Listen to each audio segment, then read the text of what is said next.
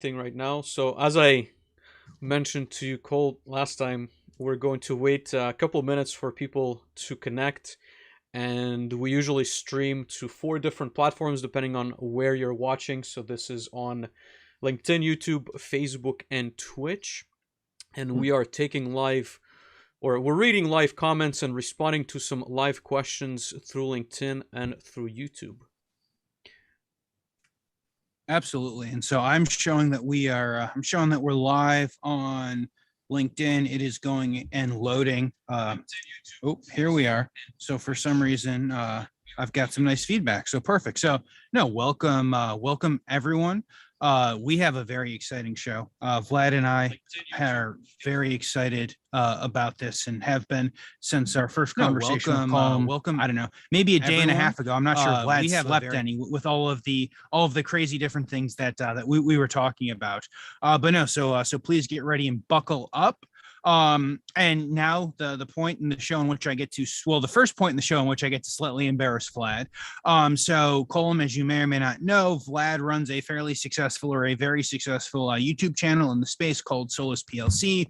We are streaming there, and those guys are north of 25,000 subscribers. They are going for the 100,000 for the silver play button, because I joke the only thing that the show is missing is a silver play button above Vlad's right shoulder. And so that is the hope. So if you guys are watching on Solus PLC, please feel free to go ahead and hit that subscribe and that like button, and hit the like buttons everywhere else, because that's what Thanks, we're supposed to say as semi-professional in whatever it is that we're doing, streaming and podcasting.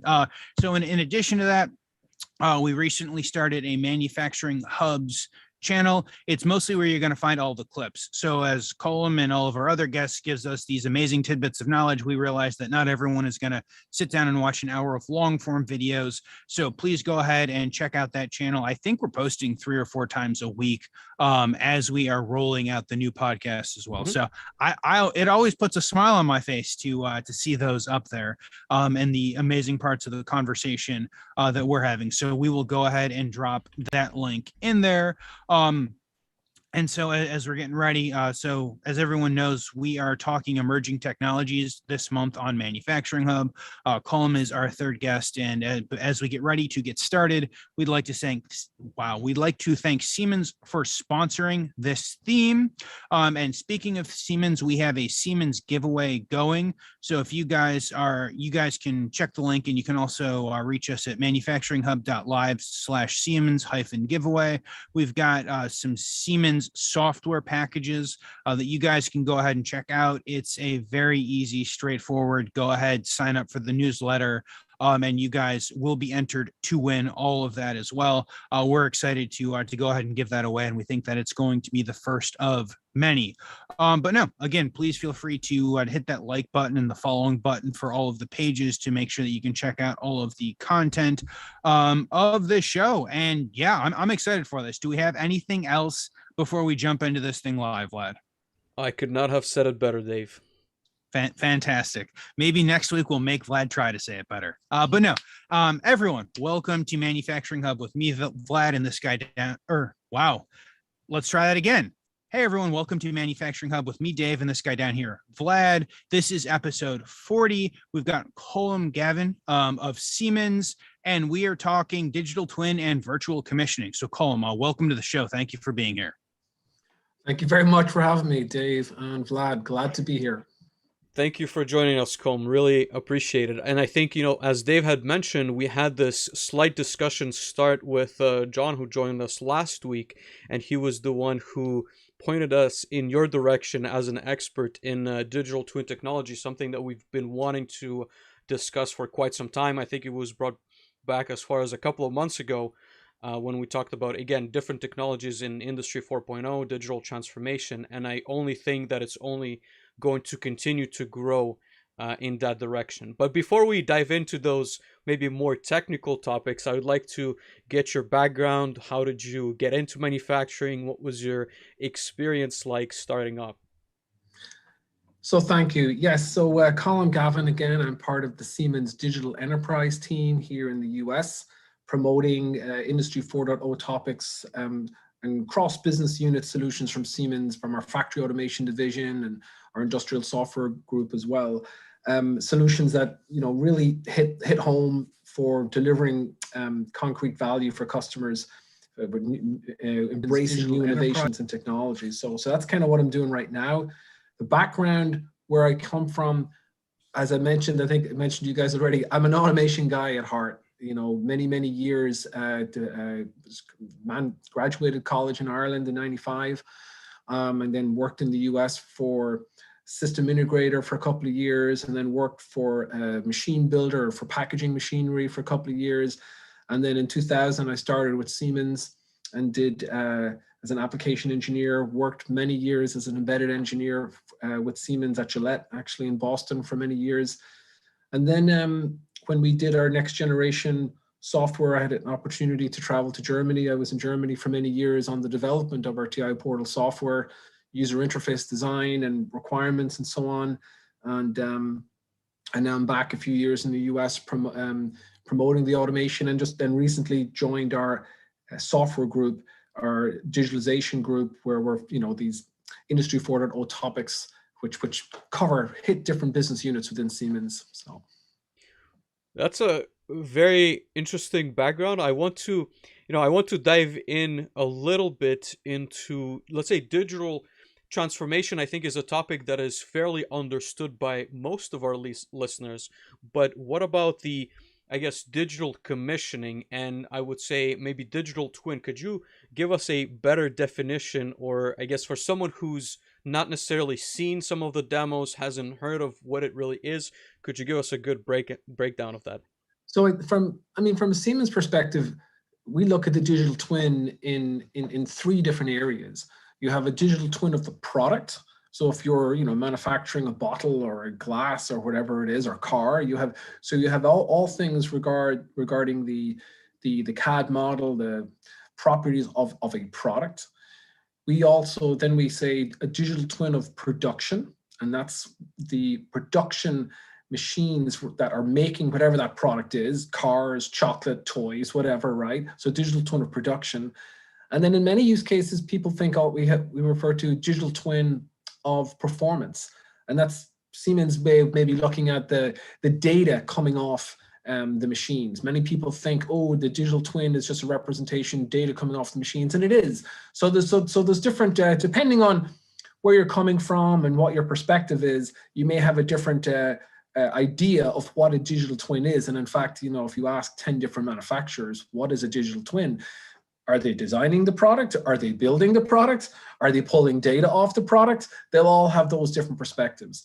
And so Siemens, we have a suite of tools in our accelerator portfolio that support the development in all of those different phases. So what we refer to as a comprehensive digital twin. And where that's important is this idea of being able to design and build a product in the virtual world and then move seamlessly into the real world to how to build it and how to run it and so on, and how to make it, and all of the tools around that. So, and it's very simple, a CAD model on its own, you could argue, is a digital twin of a product, right? It's a virtual representation of that product, but bringing it to life, making it move, adding a lot more data to it, that's where Industry 4.0 is going, is pushing that to envelope, if you like. And not only digital twins, but we often refer to as this idea of a digital thread. Mm-hmm. If you're a machine builder and you're designing a part or designing a machine, how do you track that product through, if you're making 10 machines a year, all of a sudden you have to make 100 machines a year, and with all sorts of different options on them, going from the design to the production to selling, the change management that's associated with that. There's so many different layers, mechanical, electrical, automation, all of those components. In the past, where you had separate silos of information, mechanical engineers throwing prints over the wall to the electrical person and the automation person, and then, or the manufacturing, when you get from the design stage to try to actually go make it, things start to fall apart. So this idea of digital thread is just basically bringing together silos of information that you can manage it sometimes we refer to it, this is a bill of process. What is it that you need to make a product? The people, the materials, the workflow instructions, the drawings, and heaven forbid there's a change. Like, the change management is such an important part of when we talk about the digital thread of how you can bring a product from design to realize to optimize then. So I know I was very kind of high level there, I know, very generic, but just to kind of, you know, what is a digital twin? Yeah, it's a very long-winded answer to that question. Sorry. No, for sure. And I think like one item I do want to confirm, as we talked yesterday off stream, when we talk about digital twin, and correct me if I'm wrong, in general, it's more than just a mechanical representation. It's really being able to tie in data, whether it's coming from an existing system or a virtual environment, in order to be able to simulate the mechanical, but also the electrical aspects, such as, and again, we'll get into the use cases, but it can Absolutely. help you in many Yeah, different areas, just so absolutely. that people can understand that it helps you more than just showing a 3D model, which I think has been done for AutoCAD designers for a little bit of time, but now we're able to really tie in those models into virtual systems that feed real data or simulated data. Yep, absolutely. Yep. Dave, did you want to follow up on that? I saw you kind of wanting to maybe throw in a question, because I think there's many directions that we can go with this. I'd certainly want to explore the opportunities, but want to give you a chance also to plug in a question. No, no, absolutely. So as we were talking, I think one of the most interesting opportunities that people are like using application wise right now is virtual commissioning. Can you tell us a little bit more about that, Colm, and kind of how that is the entry point to maybe some of these larger opportunities that you guys are looking at? So thanks, Dave. So some of these terms get thrown around and maybe they're not exactly the same, you know, simulation and a digital twin and virtual commissioning. So if you have a CAD model in, say, the Siemens NX CAD software, NX, or could SolidWorks or whatever, in many of these tools, and especially in the Siemens tools, NX, you have a CAD model of a machine, and yeah, you can do a lot with that as far as finite element analysis and testing and so on. But you can also with some add-on modules, you can bring that machine to life. So a static 3D model can be made to move in the CAD software so that it is going to, you're actually going to really see how the machine will run. And you can load material into the machine and see how the machine reacts to the material, how it's making the parts and so on. So a visual representation of how the machine will really run, as opposed to a static 3D model. So CAD software was able to do that for a long time and is getting better and better and more advanced and much better fidelity in how it's able to bring this 3D model to life.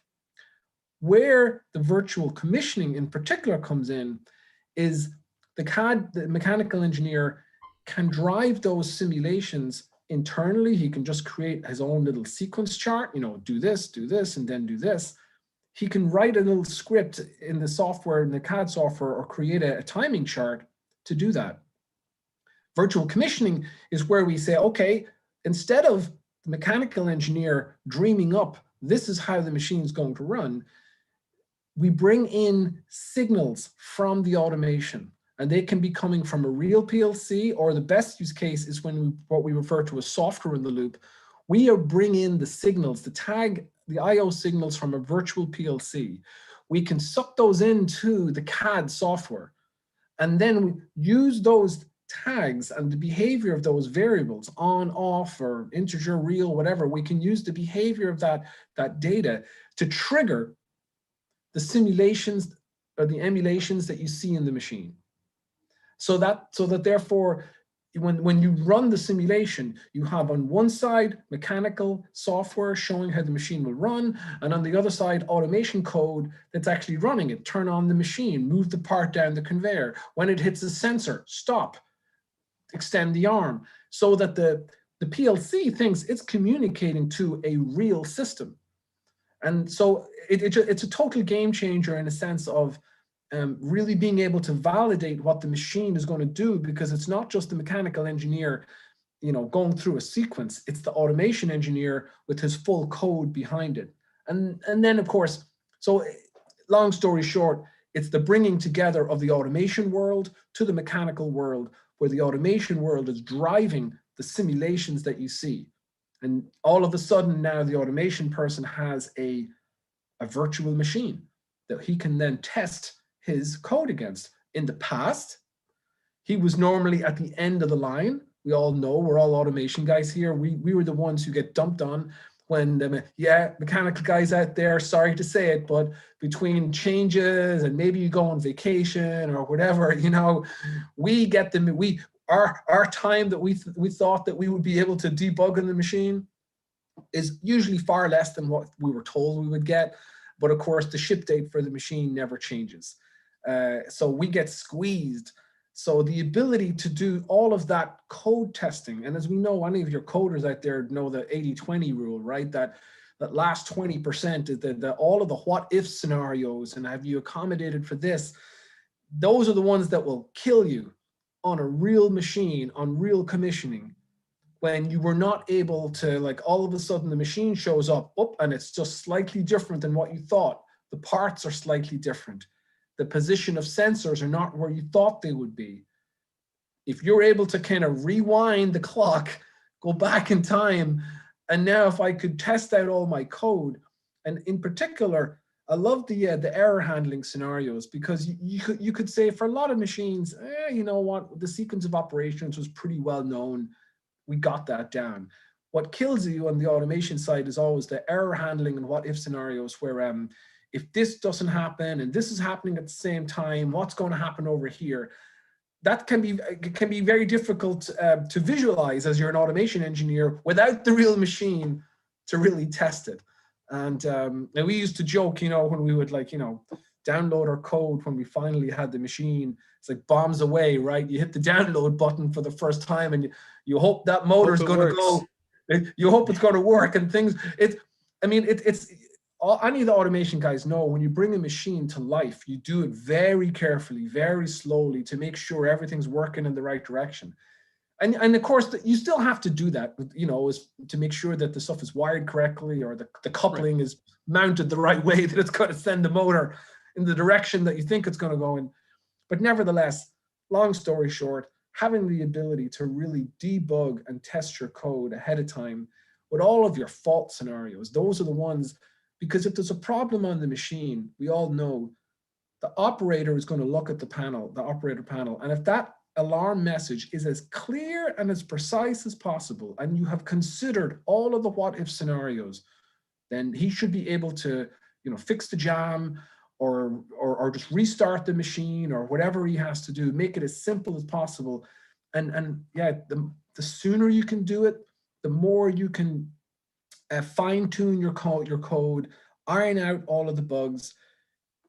When you just get onto the real machine, then it's a whole set of it's going to be much smoother for sure. So again, long-winded answer to a simple question. No, I think that's a fantastic answer. I really hope that it clears up, I guess, the opportunities, and there's more things than commissioning, but it is a great opportunity as far as digital twins go.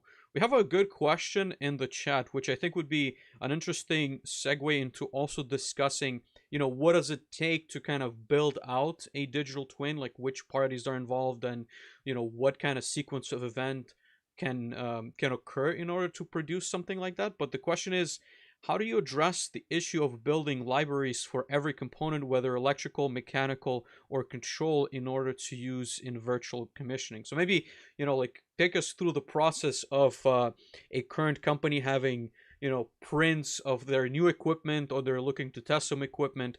What would it take to build something in the virtual space?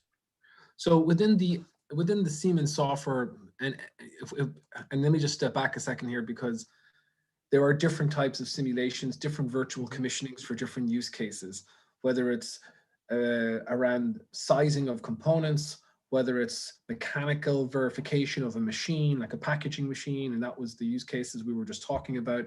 But there's also simulation around robotics, and simulation and digital twins and virtual commissioning for the whole line, for the whole line control.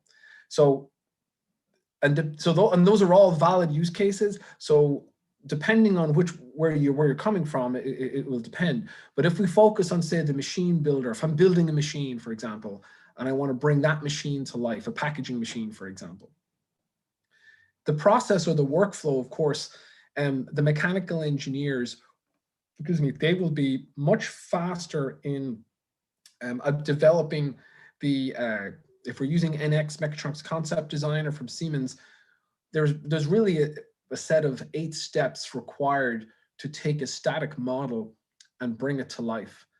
There's a beginning with you have to define, okay, which are my rigid bodies? What are the collision points? What are the collision points? What are the joints? Is it a sliding joint? Is it a hinge joint? And how they will interact.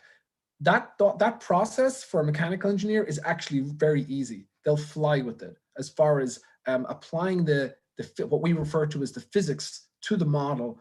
What parts of the model need to move, and so building out those mechanical models and applying the physics to them, and then creating the libraries for that. For a mechanical engineer is people familiar, working with AutoCAD and SolidWorks or NX all day long. They'll be very, very fast with that. There's a learning curve, of course, but they'll be much faster with that. From the automation side, it's you can have an automation person try to do it, but I recommend have a mechanical person do the modeling because it's in their environment. They're going to be much faster. The role of the automation engineer is to specify what is your master list of tags that you're going to use to drive the simulation. And I think as automation engineers, we all can maybe relate to, is the tag name that's on the electrical print, is that the same name that you're using in your PLC code? It really should be, because, that makes it easier to really track, okay, conveyor up one, and so on. Is that, because why that's important is because when we bring now electrical and automation together with mechanical, we're going to use that same tag name. The tag names matter. So you need to, because that tag name is going to drive that component in the mechanical model. So if your tag names are all over the place, that's actually something we found with customers who were developing digital twins. It was a little nugget of efficiency and quality. Why? Because it forces the mechanical engineer to not just come up with any name that he thinks is relevant. When he's developing the tag names inside the CAD model, which are used to trigger, turn on the motor, lift, open the gripper, whatever it would be, those names need to match the tag names in the PLC code, and ideally the same name on the electrical print. That drives a quality, because you'll find out very quickly when these things come together, if the naming is wrong or there's a discrepancy, you'll go crazy. So keeping the names the same, having a master tag list, that's the job for me at the start I see for the automation engineer. Because once the mechanical engineer, again, will be much quicker in creating the simulation, simulating the components in the CAD model, automation engineer then comes, here's my master list of tags, we import them into the CAD system, and then it's just a question of assigning those names to the physics properties for each of the mechanical components. And then at that point, the automation engineer kind of takes over and almost does a bit of a wire checkout, if you like. So he's poking signals from his automation code and watching the corresponding mechanical components change in the model, right? So, and once that's done, and okay, yep, mechanical engineer and automation engineer, you've got the right signal mapped to the right mechanical component, then the automation engineer, okay, I mean, he has to write his code anyway, there's no change. Now he's just testing his code against the mechanical model. So, I mean, what I described there was the workflow, the process that we found worked well. And for example, we worked at one company, I think Burrow Tool was in Michigan. We took a mechanical engineer. He'd only worked in SolidWorks, and I think we spent about 20 hours with him. And we said this afterwards, it was about 20 hours for their machine that they did. It was about 4 hours of on-site training to get him up to speed in just familiar working in NX and Mechatronics Concept Designer. And then he said another 4 hours on his own, just messing around, learning it, and the remaining 10 to 12 hours actually developing the model for the project that they had. And he said that if he had to do it a second or a third time, he'd be much, much faster because it's the same steps to create the model again and again and again. So, and that was a mid-sized machine that he was able to model pretty quickly. And then, of course, the automation engineer, again, he's just, you can have an automation engineer try to learn it if you want, but if you just keep him focused on the tags and what's driving what, and then let him test his code against it, then that's the better. We also find as well, what's important in this is that if you need to have the director of engineering or executives in companies, they need to get behind it and say, yes, we need to do this for a variety of reasons, you know, reducing the startup time, flexibility, better quality, training. I want to hit some of those reasons why you want to do virtual commissioning. That we kind of missed that at the start. I want to kind of go back to that. Mm-hmm. But the reason it's so important to have, say, executive backing for what you're doing, because you can't just dump this on the work that the mechanical engineer is already doing. He needs to be given the time to carve out, to learn the tool and create the digital twin. It has to work its way into the process. We find some companies actually hire a dedicated person to do the simulation, or more often than not, the director of engineering, they'll say, okay, these are the guys who are going to do the digital twin, and they have been we've carved out time for them to do it. When you start throwing it on stuff on top of everything else they're doing, then it's not ideal, you know. So they need they need to be given time to learn it, to do it, and then it'll work its way in, if that makes sense. No, absolutely. And Colm, before we dive into those diverse applications, right? Because I think they're not as obvious, maybe as commissioning, but equally as important, if not more. I want to kind of circle back to Mo's question.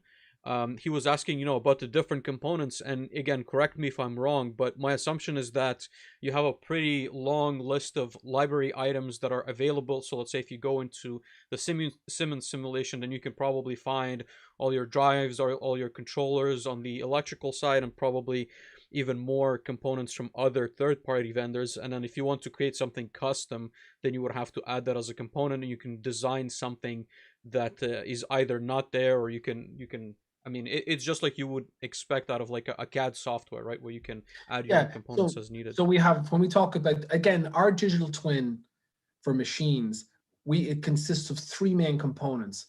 There's the virtual PLC, there's for the simulation of the PLC, then there's the simulation of the electrical components. We use Simit for that. And then there's the mechanical model as well. So for the PLC, we use PLC Sim Advanced, which simulates all of our S7 1500 PLCs, and safety, technology, drives, and motion, and so on. So that's our virtual PLC, PLC Sim Advanced. That can work many times. That can be enough to just connect that to a 3D model, NXMCD. But in many cases, if you want an accurate digital twin, and in most cases you do, what about the drives? What about the other electrical components that may need to communicate to the PLC but aren't necessarily controlled by the PLC? You might have a specialty I/O scanner or some specialty device, a camera or something like that. This is where Simit comes into play, where Simit can simulate the behavior of the Siemens drives. And what's really important about that is because if I do a virtual PLC and I've got drives, most automation systems have drives on them, and most of the drives have safety on them. So one of the North Star Holy Grail, the goals in virtual commissioning, is to have zero change. When you go from your virtual PLC to the real PLC, you want to have as little as change in your code as possible. How do you do that if you have drives and all sorts of electrical devices that you need to communicate in your project, especially if they've got safety on them? You know, that's where Simit comes into play. So Simit will emulate the behavior of the drive. So PLC Sim Advanced, all my logic. Simit will do the drives and any other specialty encoders or specialty power devices, whatever that we may want to need to be in the model. And then of course then the mechanical model, in our case NX Mechatronics Concept Designer. So that's just that model. That could be process simulate, plant simulation. Those are other simulation tools for robotics or line simulations. Those models we change depending on the use case.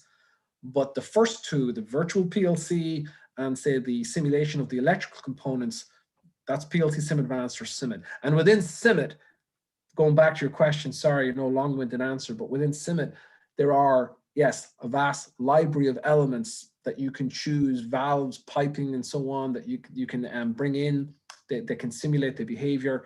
All of the Siemens drives are in there by default, but you have the ability to simulate, create your own simulation. There's something what's known as FMUs, functional mock-up units.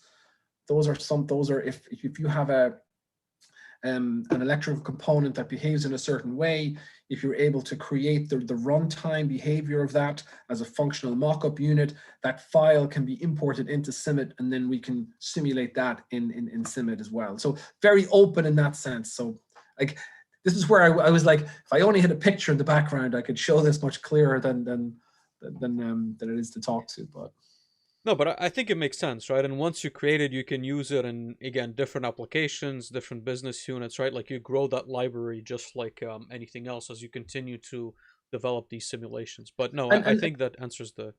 And I think just to start in that, like many cases we find if machine builders, if they want to create a simple simulation or digital twin, this very simple one is maybe they just need the virtual PLC with PLC Sim Advanced, and they just need CIMIT to simulate some of the drives, and they can get a lot done just with that there.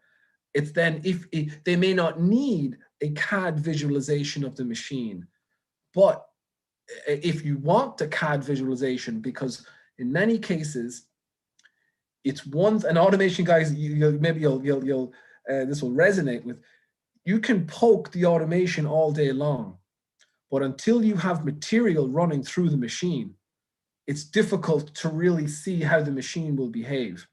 And that's where the CAD model with Mechatronics Concept Designer is really helpful. Because of course, with my virtual HMI and virtual PLC and virtual drive, I can poke the CAD model and I can see the machine behave. But now start running product through it and see how it behaves on its own and start opening doors and jamming products. That's where the CAD visualization comes into play. So again, it comes back to the use case. What is it you're trying to do? What is it you're trying to simulate? Some controls engineers, they may say, oh, I just need virtual PLC and the virtual drive and the electrical simulation. It's good enough for me. But I find you're going to hit a wall there pretty quickly before I need a virtual machine that I can simulate against, because I can run product through it and see how it really behaves. So, and I really like that comment, Colm, because I want to draw this back to an automation engineering perspective. But as as an engineer, I was always or sometimes asked by the product development teams, hey, can we run this different box size? Can we run this, a material of, let's say, of a different viscosity? Can we run this thread that is going to be wider? Can we run something with like a different consistency, color, what have you? And I think, as a segue to the different applications, I think it's very valuable in being able to not have to build a separate physical line in order to conduct some of these R&D activities, which happen inevitably, I think, in almost every field, because usually even your case packer is going to run 100 different SKUs. Your fillers are going to run different liquids, different, temperatures. So everything's going to change quite a bit. And that's one of the, I would say, like, very interesting use cases for a digital twin. And we can, of course, explore from an OEM side as well what that looks like, because we do have a resource that we published on Manufacturing Hub.live. But let's talk first, I guess, the materials, just to kind of close off on that thought, and then talk about the OEM use case. Well, I want to pick up on what you just said there about not having to build a physical prototype. I mean, we have a real customer example, and I can't name the customer obviously, but in the material handling industry, where product coming down a conveyor, they're trying to divert the product, but having problems diverting it, where some cases packages or whatever are getting speared on the diverters or not, and so this was an issue they were having in the field, and so the mechanical engineers were okay. They had something like 8 to 9, possibly 10 different mechanical concepts to how to fix the issue. Yep. And they said, bringing a mechanical concept to life is a lot easier said than done, because it would usually it would take maybe 2 to 3 months to spec out the mechanical parts, program, and then build it. And they said in many cases, these are large material handling systems, it's just not possible. We can't build 10 different prototypes. So we need to really, we needed a way to shrink down the optimum number of prototypes, ideally one, that we would actually build. And, so this was and I distinctly remember the guy saying, do not underestimate the effort in creating and building these prototypes. And they were under pressure because it was an issue happening in the field. So this is where the simulation, it was for all intents and purposes, it was a retrofit that they were doing. They were using the digital twin to verify an optimized design to fix a problem they were having in the field, but being able to reduce it down to one prototype. And the amount of money they actually had a great ROI, the amount of something like 70 or 80% reduction in cost, 70 or 80% reduction in time, just because they were able to simulate everything with the digital twin, physics-based, right? Verifying how the part will really flow on the conveyor and it'll divert correctly. So I want to add just like a very short thought on that. It's not just the cost of building those machines, but it's also taking away the time of that manufacturing line to test, the development, right? Because that's kind of what I've been through. You have to pay the operations team to test any of these, I would say, like R&D projects, right? So it's also time lost on your production line in order to be able to test this new invention that the mechanical guys put in place. I mean that comes back to, I wanted to say that as a start. Dave had asked, okay, what is virtual commissioning? And we talked about, okay, it's combining mechanical and automation, but why? Mm-hmm. The why for me is absolutely reducing that startup time for the machine builder or for the end user when they bring a new machine in. The flexible product handling. That was exactly the case there. Instead of 10 lines running 10 different products, you need one line that can run 10 products. And so you need some level of mechanical sophistication that can handle different products. So you've got different tooling. So how do you test that? Again, simulation and virtual commissioning is huge to make sure if I have a different type of product, many different types of products running on a system, can the machine adapt? Can it handle it? And then quality is built into there. And then that leads into then the topic of virtual training. A big thing that we kind of hinted at this, but I wanted to kind of hit on it now. Being able to train an operator virtually before he touches the machine. Obviously, it helps the machine builder because they're able to kind of get their staff up and running and quickly on it. But it's really the end customer who's receiving the machine. Many cases, they may have a high turnover of operators. So if you have a digital twin that can help, a virtual digital twin training station, if you like, that can help an operator learn on a virtual machine, that's very, very helpful, because in so many cases, it's not just one product running on the machine. Many lines or machines may have different products running on them during a shift. So product changeover, setup times, homing, how easy is it to do that? All of that can be tested with the digital twin and verified ahead of time. And then maybe not 100%, but a lot more than, what you're able to do without it. So, Dave, did you have a follow-up? I have a couple of questions, but wanted to give you a chance. Jump in. Well, thank you, Vlad. I have so many follow-ups. Okay. I think that should not surprise anyone. I especially want to dig into a couple of actual real-life applications as to if we can talk about customers or not. We'll leave that TBD. But first, I'm going to ask Vlad for his strange laugh track, which is the intro, and we're going to thank Siemens for their sponsorship. So, Vlad, can you give me the strange laugh track? One time, we'll actually get Vlad, who's going to make a real-life laugh track. But that is not today. But speaking of which, again, we want to thank Siemens for sponsoring the emerging technologies theme, and so we're changing it up this week. So we're actually talking about a live event next year. So next year, Siemens and Electromatic are inviting us and over 3,500 other manufacturing executives and engineers and enthusiasts to what we're calling Manufacturing in America 2022. Now it's inside Ford Field in downtown Detroit, Michigan. That's from March 23rd to 24th, 2022. And I did do a Google because I wanted to make sure that the Detroit Lions were not like crazy like the Buffalo Bills and they have a dome. Good news, they have a dome. We're not standing outside in the potential snow in March of 2022. And so the show is about learning the newest technologies, sharing best practices and ideas, and being part of the advancing the future of manufacturing. So this is an in-person event. They're calling it hashtag MIA22. It's free to attend. They ask us to go ahead and do the registration. So there'll be over 100 technical seminars, over 50 exhibits focused on digitalization, automation, controls, and drive technologies. Vlad has, or no, actually, John. Thank you, John. John dropped the link in the chat below. Thank you for that, John. Vlad and I and a couple of other people are actually working on getting to the show, and Vlad and I are hoping to do a live event there. But we will leave that to be determined, as 4 months out is a little far for me to be able to figure out what my schedule looks like. But no, so we want to thank Siemens for sponsoring Emerging Technologies, what should be very fun Manufacturing in America event, and their continued support of everything in the community.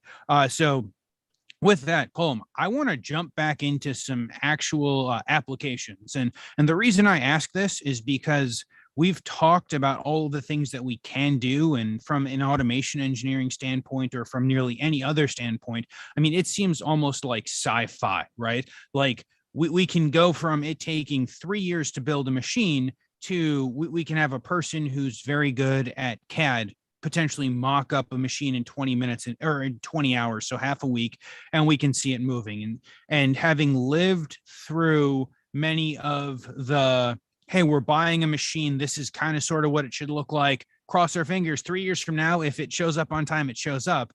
I mean, it seems like something that I don't know why we haven't been doing it for decades, or it just is not possibly true. So can we talk a little bit about some applications of companies who have gone and built these, and kind of their feelings towards them and the outcomes? Yeah, absolutely. So I think the most recent one, machine builder for me, that's really important is AG Stacker. They're a manufacturer of machinery in the corrugated paper industry. So your Amazon box, your pizza box, when you think of corrugated paper, that paper probably has ran on one of their machines at some point.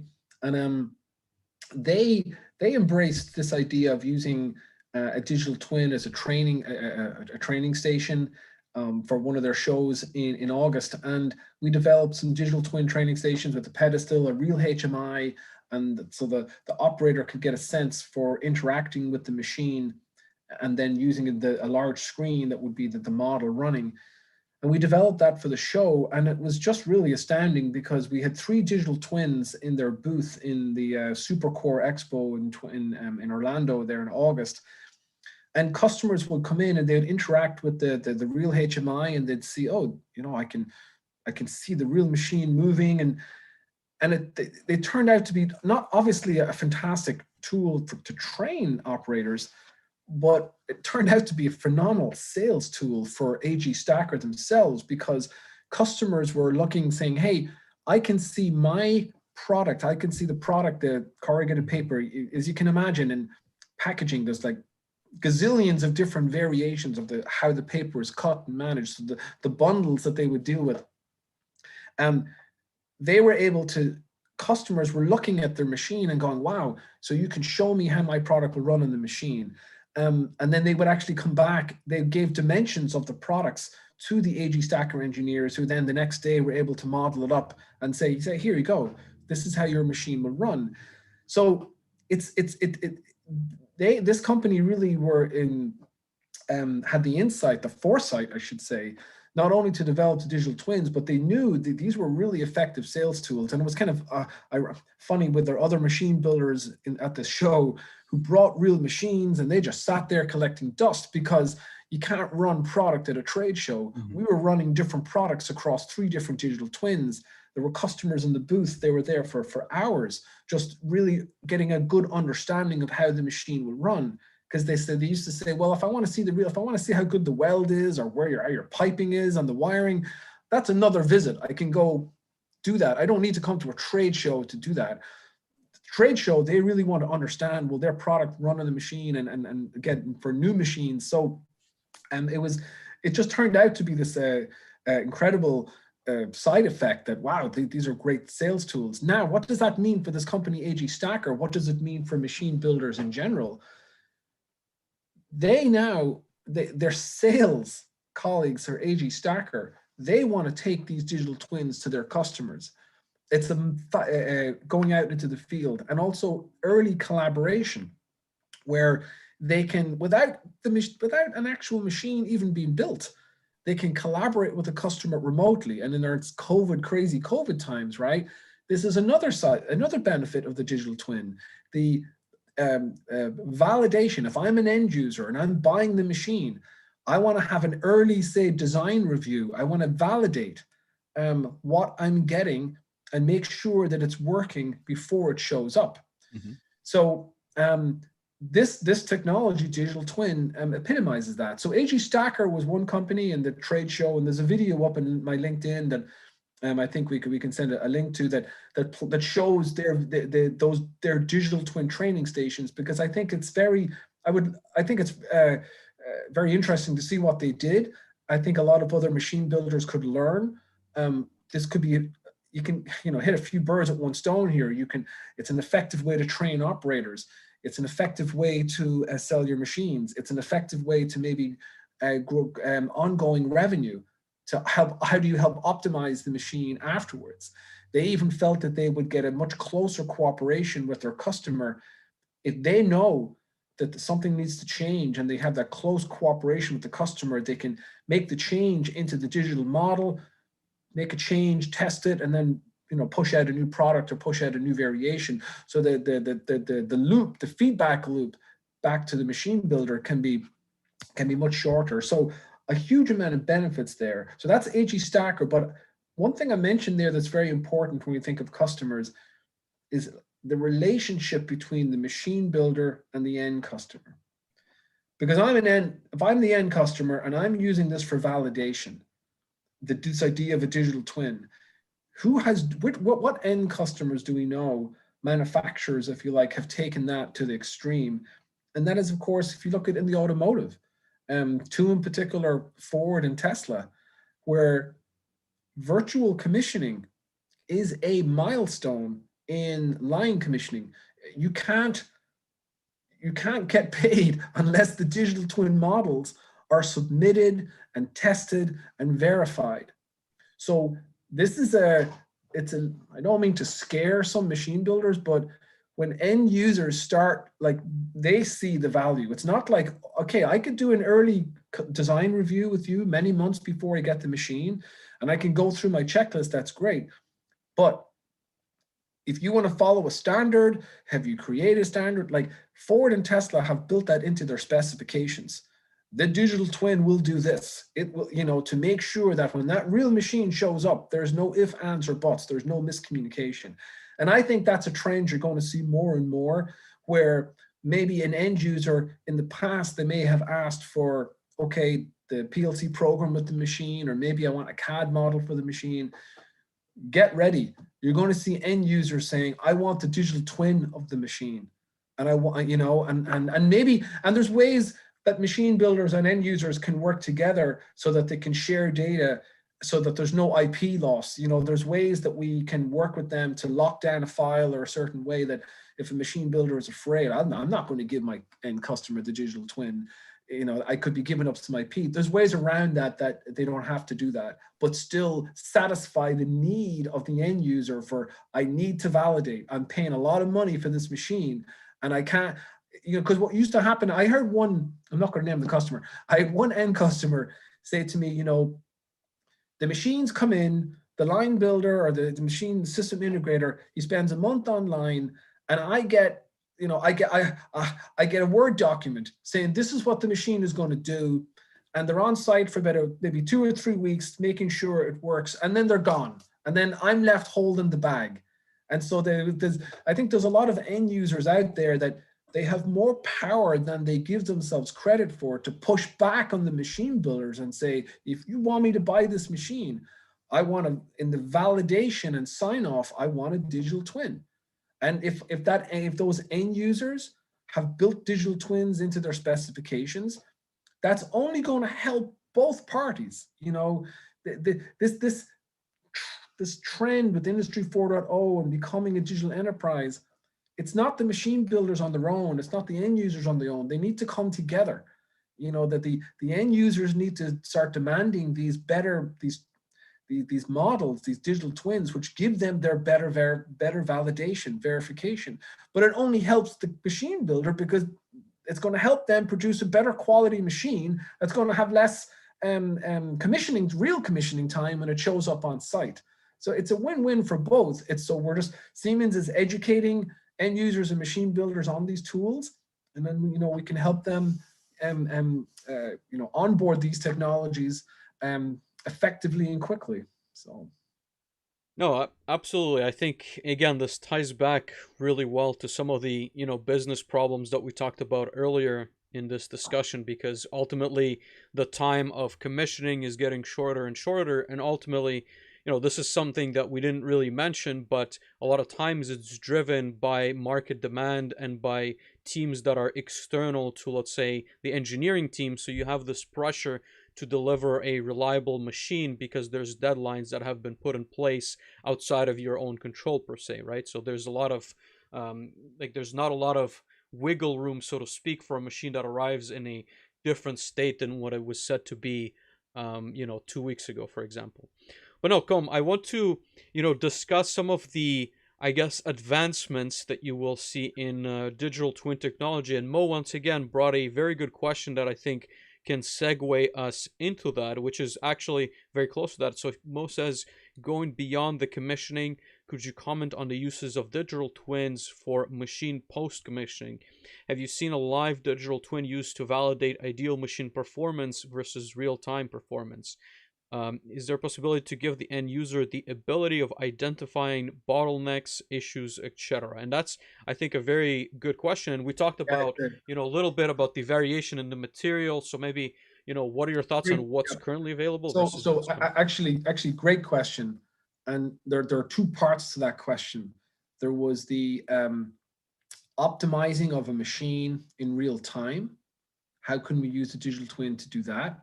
And then let's just say once the machine is up and running, kind of the ongoing optimization of a line, if you like. So we have modeling software, say what we refer to as, excuse me, system level simulation. So how are the components that are on the machine, how are they really behaving? So some of this 2D or some of the system level simulation software, something similar to MATLAB, and what we have is it's called SimCenter AimSim. That's a multi-physics modeling software that can model the mechanical, the electrical, the thermal, the fluid. It's an incredible tool that can really simulate, are the components, the pressures and the heats, whatever, are the components behaving as expected? And we can model that behavior. That model then can actually run, we can encapsulate it as a functional mock-up unit, and that can actually be loaded onto an edge device and do what we refer to as live twin, where up to now, what I've been referring to is using a CAD model of a machine or using a digital twin, a simulation to test something, to verify something before it's built. You can also use these system level tools to verify, are the components on the machine sized correctly? The hydraulics, the electrics, the heating, the cooling, is everything sized correctly, or the right components? But once the machine is running, we actually can take that system level model, encapsulated as a functional mock-up unit, loaded onto an edge device in this live twin application, and run the model real time, side by side with the machine. And then we're actually able to do what's known as virtual sensors in the model. So let's say the real machine is filling to a level, but you're not sure, it's really difficult to get a sensor on the real machine. You could have the virtual machine, the virtual model running side by side, and use a virtual sensor in the model to actually, oh, yep, you've hit a limit. You could feed that to the real machine and have it adapt accordingly. So absolutely, not all simulation tools, like some of the simulation tools we have, like for computational fluid dynamics, they take a little bit of time to run. So they're not necessarily able to run real time, but models that can run real time, side by the machine, this is for me, I think, the most interesting aspect where digital twin and simulation is going, because you're using them to adapt the machine in real time. So we have system level tools that can run real time. We can encapsulate them as an FMU, put them on an edge device, and then interact with the machine, use virtual sensors where necessary. Then if we go to the line level simulation, I'm thinking of a plant simulation tool. Plant simulation, these are tools where, because virtual commissioning, if you like, and everything prior to that, that's all about real time. You know, so that you can model the machine behavior in real time. But for line simulation and using plant simulation, discrete event simulation, in many cases there, you don't care about the mechanical, what happens, the mechanical interaction. I care about throughput, machine utilization, good parts, bad parts, right? It's a different use case. So we can speed up time. So I can use a model, plant simulation, essentially can predict, okay, based on the inputs you've given me for how this machine will behave, I can speed up and tell you the next 8 hours, the next week, the next month, the next year, and run that simulation. And then, and just in a couple of minutes, seconds even, I can tell you what the throughput is for that machine. And then I can apply pricing to it. Or we can do different scenarios. So we have simulation tools that can look forward, that will predict, well, what happens if I have an extra buffer here? What happens if I have 3 more people on the line? All of the what if scenarios, we can apply those to those simulation tools and predict, okay, oh, you know what? I need an extra buffer, an extra conveyor to handle what's here. Otherwise, I'm going to have a problem. So we can use them to help solve bottlenecks. But of course, going back to the original question, yeah, we want to be able to take those simulation models, those tools, and as much as possible, put them on edge devices running beside the machine. Because a lot of manufacturers, they'll say, we've heard about this, we have reporting tools up the yazoo. I know when stuff goes bad. I know, it's a mess trying to decipher, okay, we could spend hours and years, man worth of years, trying to figure out, look at the dashboards of what went wrong. What we really need are simulation tools that can help us predict and then in real time adapt the machines to fix them, you know, to speed up, slow down, or adapt to future conditions. And that's where I see, you know, simulation, you know, you can use a simulation tool to predict discrete event simulation in the future, but put that on an edge device, encapsulate it as to run beside the machine, and then interact with the machine. That's where I think you're going to have a lot of, you know, it basically, then you're talking about AI, some of these tools, advanced machine learning. We have a tool called the Experiment Manager, which is it's built into our plant simulation. You know, yeah, you can do that offline. In my office today, hey, give me 3 different scenarios and let's see which one is the best. That's great. And you have and now you can take that feedback and you can decide which one of the options you want to use. A totally valid use case, but what we really want to get to is taking those tools and putting them down on the shop floor, running real time to help the equipment react, and not just, oh yeah, I'm stopped, I've got a fault, What should I do? Right. So I know that's another long-winded answer there, but I think it's where the future is going with the simulation, to incorporate it into the automation to help predict what the automation should do and tell it what it should do.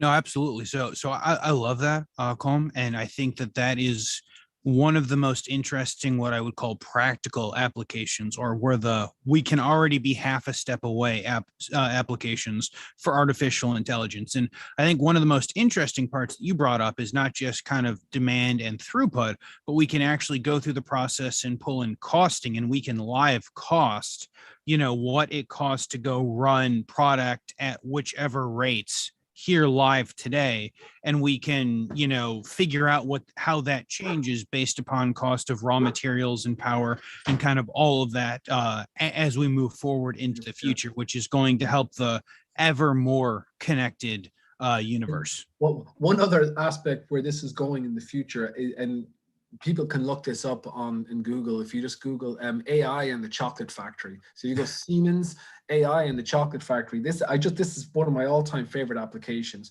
where they're essentially they're using AI to optimize the motion control and in-feed application. So they use a chocolate bar, but of course there can be any product. It's an in-feed application where products of random size and at random times are being dropped on the conveyor. But in order to move on to the next step in the process, they have to be precisely located on the end conveyor to be fed in correctly to the next part of the system. So the question was, could they use AI to optimize the control of these three conveyors that had to work together? So it's, and this is kind of material handling issued as well. You see this a lot for kind of this ideal spacing of product before you feed it into the next line. So the question was, could you use AI to do that? And yeah, you can, no problem. And they said, and the AI, in the application, it talked about reinforcement learning, where reinforcement learning is, there's many different types of AI, but this one type of, it's like how a child learns. It will do everything wrong before it eventually figures out the right way to do it. And so they said reinforcement learning as a type of AI, you cannot use that on real equipment because you will destroy the equipment as it tries all sorts and every type of combination to try to do it. It's not going to work.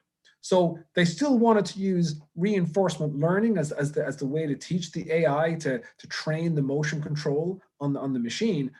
But they said, why don't we use the digital twin model to train the AI? And that simulation trained AI, I mean, this is really, I think, the next level where you create the model, it helps you define how the machine is going to run, but then use the digital twin to tweak AI programs, because anyone who's done any AI applications knows, I think the hardest part is getting the data from a real machine, going through all those use cases, training the AI.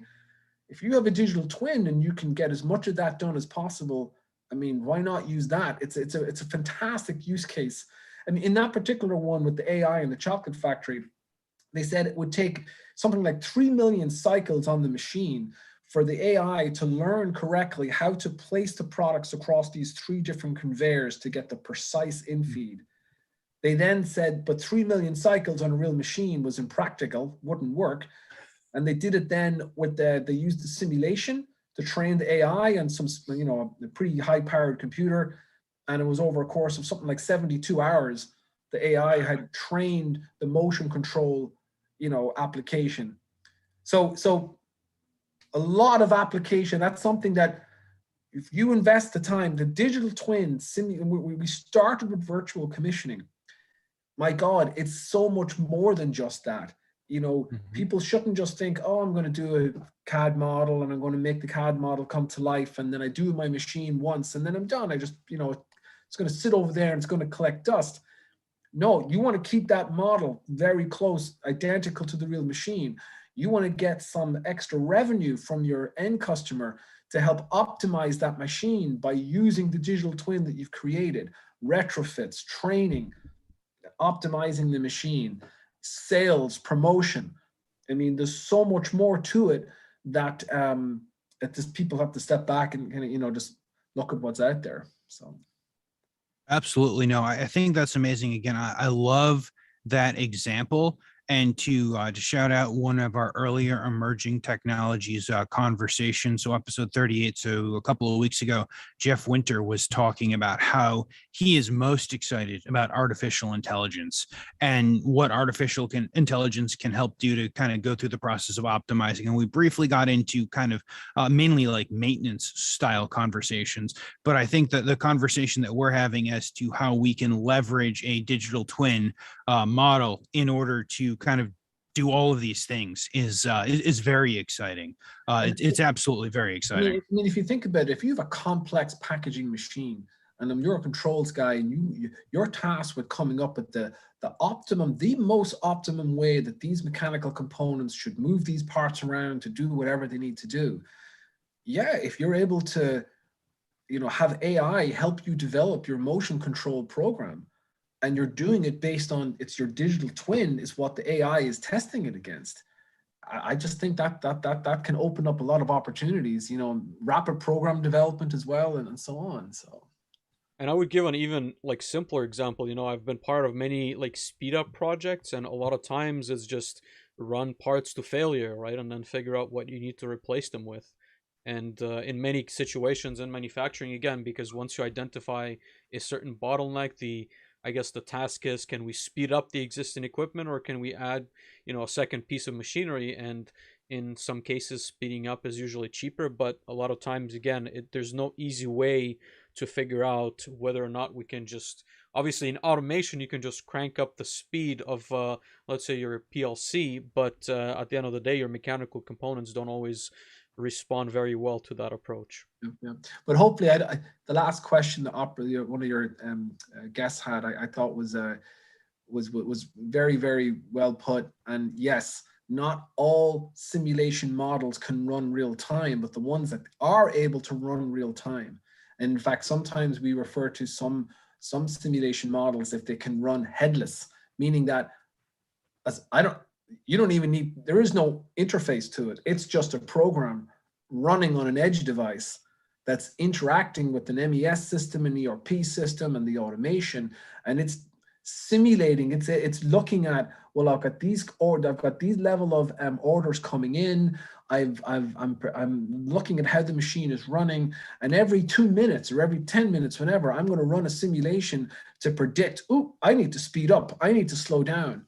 You know, so that for me is the holy grail, where the simulation tools are on an AI are running on those edge devices beside the machine. You know, it's like an extra muscle on top of the existing automation that's on the machine already. So. No, that's fantastic. I think that's very interesting. And I think this is absolutely, or maybe these are absolutely, you know, technologies that we're going to have to keep top of mind and continue to have conversations as to, you know, what end users are doing or what machine builders are using and how we're using this. And I think this is absolutely one of those applications. As I told Vlad, it would be amazing, you know, if we could go look at the factory, you know, be on the floor, look at the 3D model of what's going on a digital twin, and then kind of just like stand up or pan up on the camera and like literally see the machine running in the same way. So I think that this is a very interesting piece of technology, or a series of pieces of technology that we're only all going to be more intimately familiar with in the coming years. So I think that's very interesting. And then with that, as I promised you yesterday on the prep, we're going to reach a point where we're slightly over an hour because the conversation was so good. And I'm going to have to move us into the rapid fire question section in order to attempt to be close to that 1 hour time that we promise everyone to be in. And so typically this is the time where I would ask if you had a good book recommendation. But as we were discussing, it's really difficult. By the time most books are written on this subject, they're already out of date. But you had a fantastic YouTube video kind of like presentation recommendation. Do you want to tell everyone a little bit about that? Yeah, thanks, Dave. So I think for anyone interested in what an industry expert with a lot of gravitas and knowledge, what their perspective is for how technology and industry needs to go in the future. There was a keynote presentation given recently, I think it was about maybe 3 or 4 weeks ago, at the Material Handling Institute, MHI.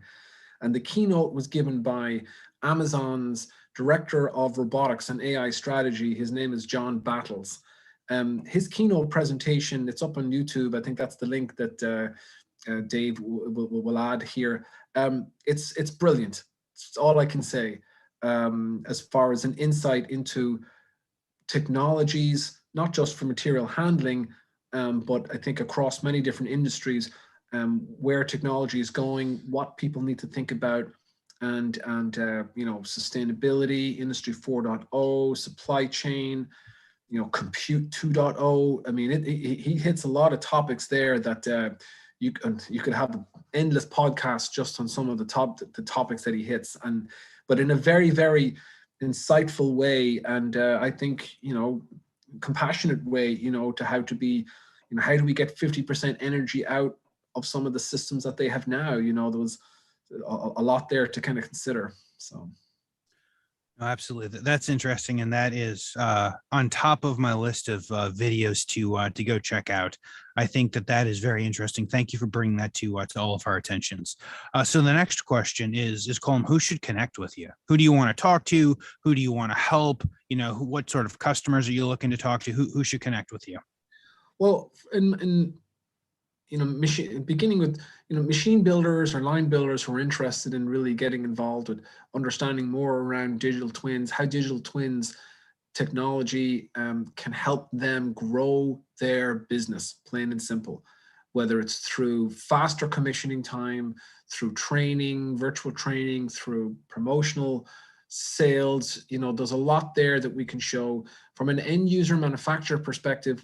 In many cases, whether if there's a chief technology officer, or we see a role sometimes now, chief digitalization officer, those are people that our group, we like to speak to, because, you know, maybe it's around data, maybe it's around the product, you know, how to, companies who want to become, you know, digital enterprises, where to start on that journey. You know, our group can really help with that. So anyone interested in learning more about a digital twin?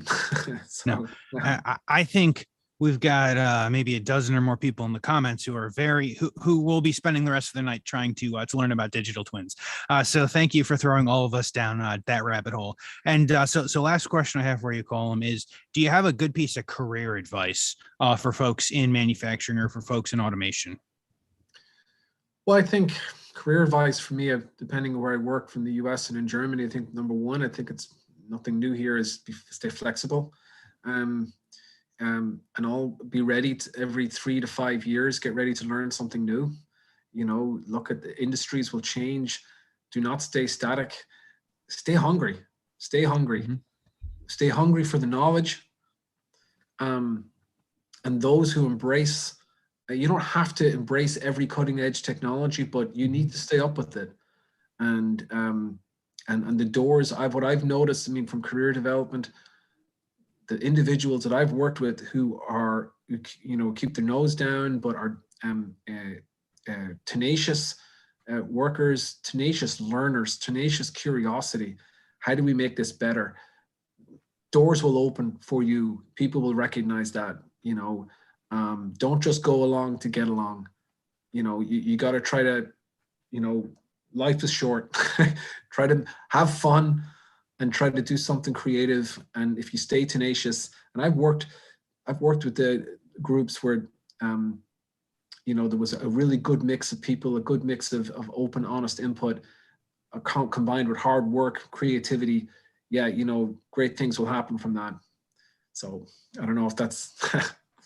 No, that's amazing. Thank you so much. And one of the things that I love from most people, most especially people that have gone down, you know, some sort of technical route with Siemens, is the fact that many people get the opportunity to spend some of that time overseas in Germany as well. And so I think that is fantastic advice.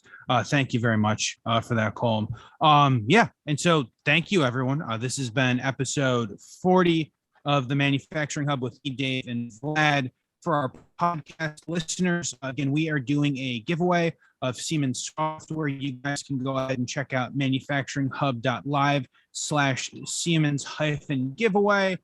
We will continue to be live next week talking about emerging technologies, and please feel free and make sure to catch the podcast episodes that come out Thursdays at about 1 o'clock East Coast time. Until next time, thank you, everyone. We'll see you soon. Thank you, Bye-bye. everyone. Thank you, Colm.